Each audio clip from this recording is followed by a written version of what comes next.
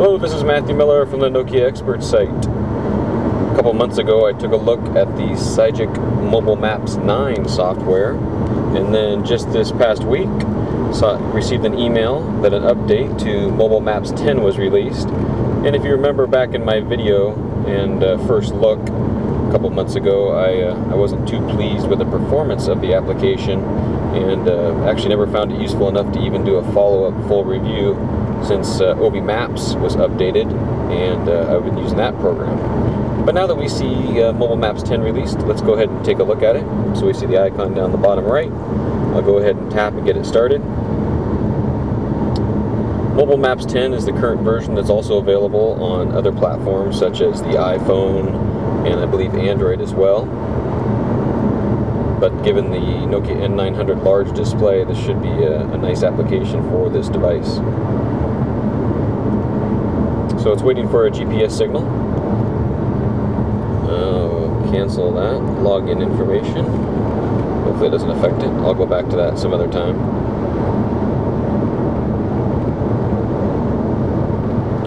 The installation process was a bit interesting. From Mobile Maps 9 to 10, you actually had to physically go into File Explorer and remove all of the old application, and then move over a 1.2 gigabyte file onto the Nokia N900 internal memory, not your micro SD card, but the internal memory of the N900, which thankfully mine has plenty of memory. There's a 32 gigabyte flash drive in there, so there was plenty of space for this program. So as you can see, it's now found the GPS signal. I guess that was, I didn't time it, but it was about a minute or so.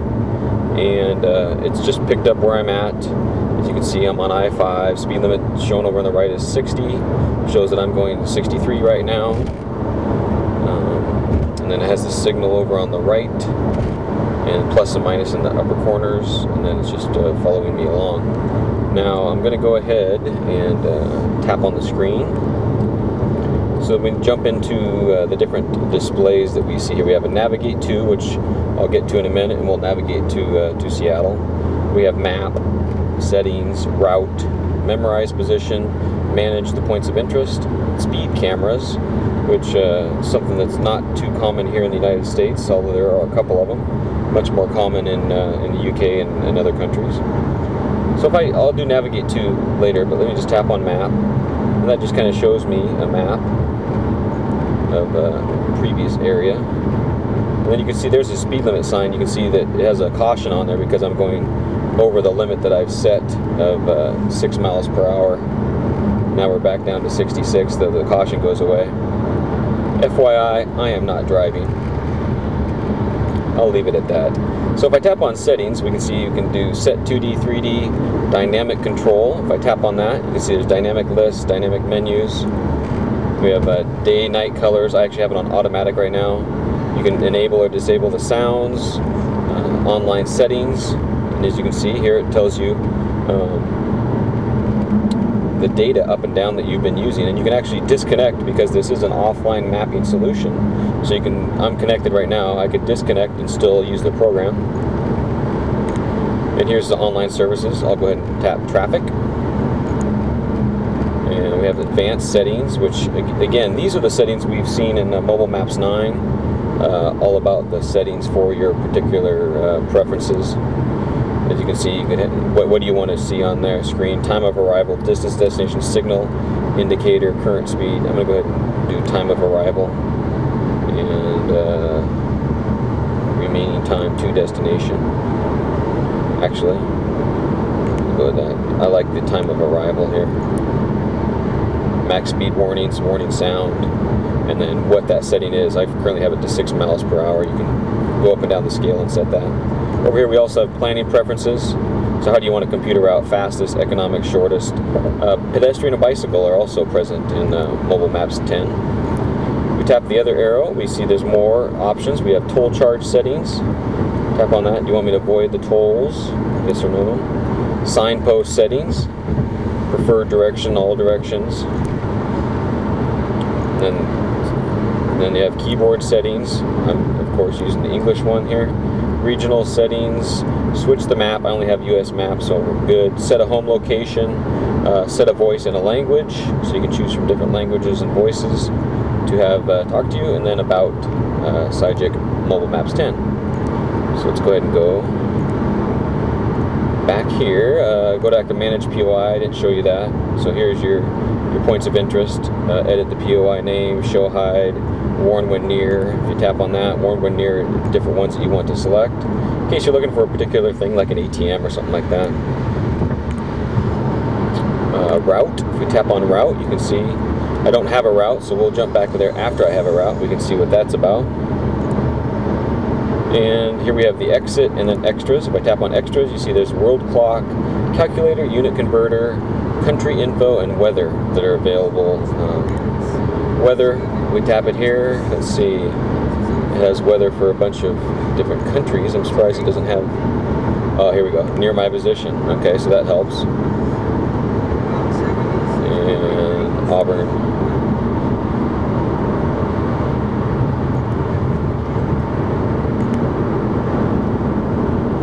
What happened there.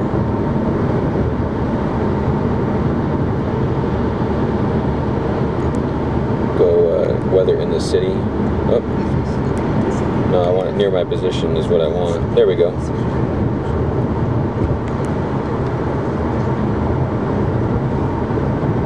Station already in the list. Oh, you have to scroll down to it. It should show me the weather that's there we go. Okay, so then we have unit converter, just some extras in there. I don't necessarily need those at this time.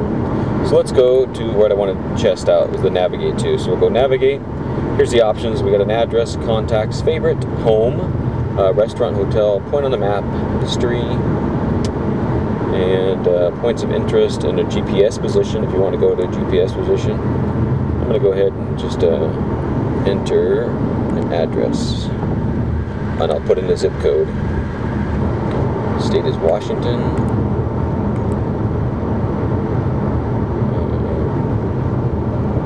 98101. Let's put in a location down there. So then we see there's the destination. You can call if that destination has a number associated with it. You view that destination on the map, view parking, add to favorites, and then just tap route me. So we'll go ahead and tap route me. Computing the route. As you can see, it's analyzing it, putting it together.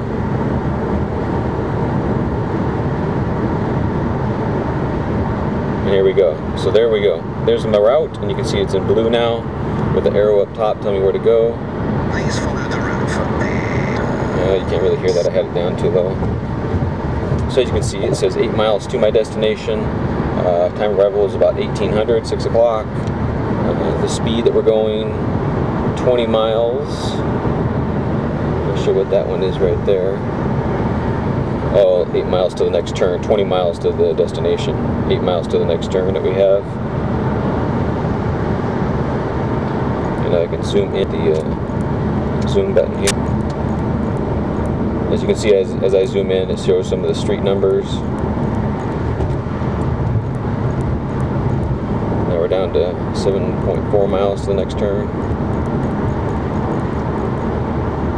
And as you can see over here on the right, we've got like kind of a timeline scale moving. So you can kind of see visually like how much farther till the next turn. Go ahead and tap on this. Now I can tap on the route function. I can see there's itinerary. Going to add some things to it. There's alternate route, cancel the route, show the route summary. Kind of shows you an overview of the whole route with an ETA, distance. Show on the map, show the route instructions. There's just kind of a turn by turn of the route, right? Or different routes. Show the route as images, show the route demo. Okay. Let's go back to,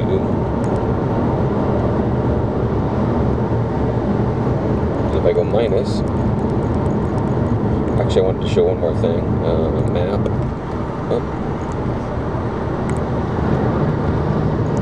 I'm trying to find the different, I guess it's in settings. Oh yeah, it's the 2D, 3D. So now I'm at 3D. Let's do 2D just to show you what that looks like.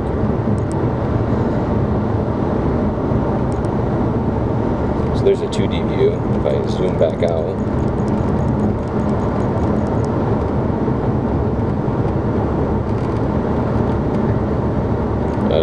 I personally like the 3D view, so let me go back to that. Let's see, I had traffic on, I believe. Yeah, I do have traffic on. Okay. Right now it's a Sunday, so you know we're going to the Sounders game. There isn't much traffic, so as you can see, there's no traffic warnings. Let's see if I zoom out if I can find any kind of traffic warnings in the area. It is Seafair as well, so there may be some kind of traffic going on. I'm zoomed out quite a ways, as you can see there, and it's still showing no traffic.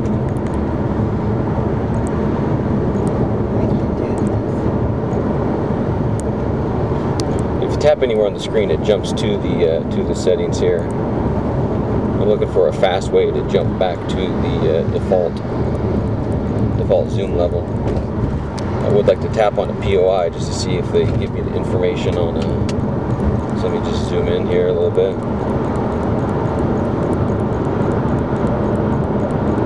See if I can find a point of interest in the area that I could tap on. See, one thing is I don't seem to be able to just move around the map there.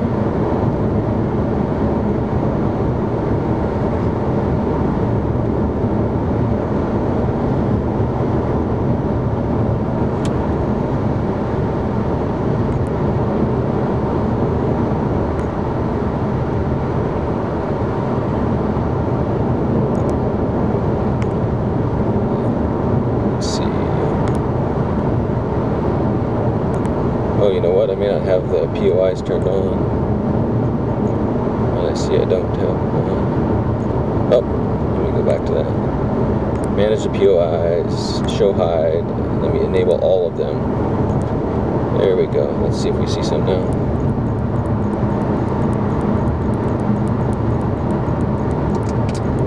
I'm interested to see how the POIs show up.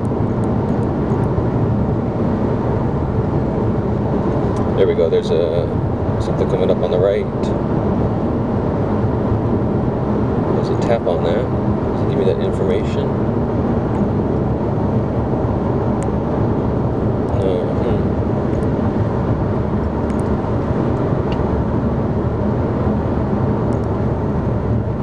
There's one thing I wasn't quite sure about before. Like, there's a gas station and it's not giving me that POI information there.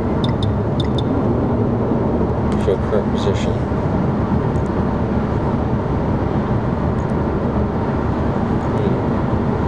I mean, it shows me the POIs, but it doesn't tell me what that point of interest actually is. So that's something I'll have to check out. But as you can see, so far it's been keeping me on track and getting me there so far. Much better than it was last time when it would have me off the map quite a bit, and it was a little bit slow performing at times. This time it's much more responsive. And what is this here? We can see a target up ahead. What does that indicate? You can see I'm not understanding why that is not giving me. So as you're driving, what you can also do is tap on the lower part down here, and you can see you can report the incident or the dangerous place or the report a police trap. And I have to look and see where that database goes and how to get that information, because I'm not quite sure what those reports are linking to. And what you'll also see as we get closer to an exit here is it has multi-lane support, so it'll show me the different lanes of the highway and where the exit is comparison to the roads, which is helpful. For the lane assist is helpful when you're in a city and trying to do some navigation. So the one thing though that stands out to me is I haven't, even when I went offline there for a bit, was I was trying to find a way to tap on the POI and actually view it, or say I wanted to navigate to that destination, and that didn't work. I'm not sure how that works actually. So let's see what this destination gives me the exit that I'm looking for here. So as you can see, the status bar over, it's about in the middle right now. It just kind of gives you a quick visual indication of how close you are to your turn. So I'm about 2 miles away right now from the exit I want to take. Although I'm taking one sooner than that, I'm taking one at James Street up here. You do want James for Danica and Starbucks? Yeah, James is where we want to go. Dude's too big for these lanes. So let's see if this route gives me that. So here we see the lane assist pop up. You can see there's 5 lanes over on the left, and then it says 250 yards to the turn lane that we're going to be in, which is in gray. All the other ones are in green, which are open lanes for people to drive on. 80 yards for our turn.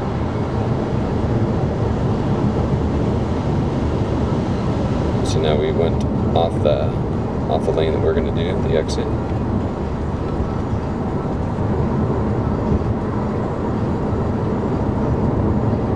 See if it picks up the turn that I made that was earlier than what it was looking for, I believe.